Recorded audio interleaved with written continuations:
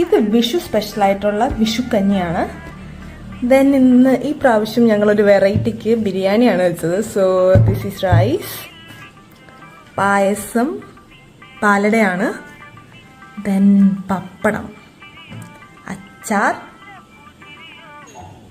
അമ്മ ഇതൊന്നും നടന്നത് കിച്ചടിയാ. ഇത്